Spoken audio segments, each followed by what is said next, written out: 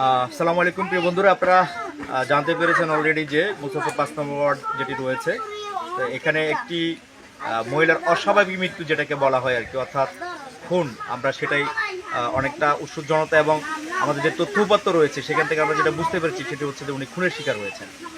তো তার খুব কাছের নিকট আত্মীয় যারা রয়েছেন, তার মেয়ে এবং তার বোনদের থেকে আমরা যেটা জানতে পেরেছি, যিনি তার নাম হচ্ছে মিনারা বেগম, তার বয়স আনুমানিক 32 বছর বয়স। তার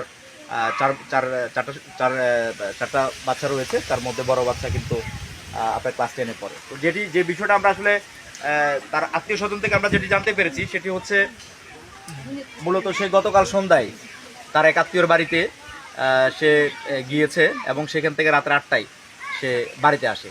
আসার পর থেকেই তার আসলে মৃত্যু। তো এই মৃত্যুটা নিয়ে আসলে একটা ধোঁয়াশা রয়েছে, বাট এটা যে খুন এটা অনেকটা বলা যায়। এবং আমি তার কিছু এভিডেন্স আমি পেয়েছি হাতে, যেখানের মধ্যে তার গলার মধ্যে কিন্তু একটা দাগ রয়েছে, যে দাগটা সম্ভবত আমি গ্যাস করতেছি সেটা হচ্ছে তাকে রশি দিয়ে হয়তো টেনে টেনে মেরে ফেলার মতো এরকম আর কি। তার গলার মধ্যে দাগ এবং ক্ষত দাগ, যেটা কোনোভাবে ফাঁসি বা আত্মহত্যার কোনো বিষয় এরকম আমার কাছে মনে হয় নাই। এবং এখানে যারা তাকে প্রথমত লাশের মৃত্যুর পরেই যারা প্রথম উপস্থিতি দেখতে পেরেছে, তারা কিন্তু তার যে আশেপাশে তার ঝুলড়ে কোনো লাশ বা কিংবা রশি কোনো কিছু তারা পায় নাই। সুতরাং আমরা স্বাভাবিকভাবে বলতে পারি এটা একটি খুন বলা যায়। এবং তার মেয়ে আরেকটা বিষয় আমাদেরকে জানিয়েছেন যে তার গলায় যে কিছু স্বর্ণালঙ্কার ছিল, গলায় চেন ছিল, কানের যে স্বর্ণালঙ্কার ছিল, সেগুলো কিন্তু তারা পাচ্ছে না। তো বিষয়টা আসলে অত্যন্ত রহস্যজনক।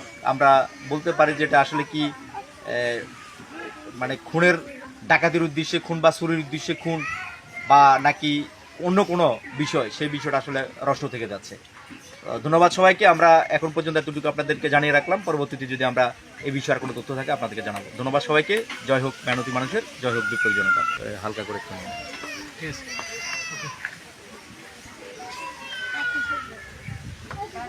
আচ্ছা, ওই মেয়েটা করুন না বাবু।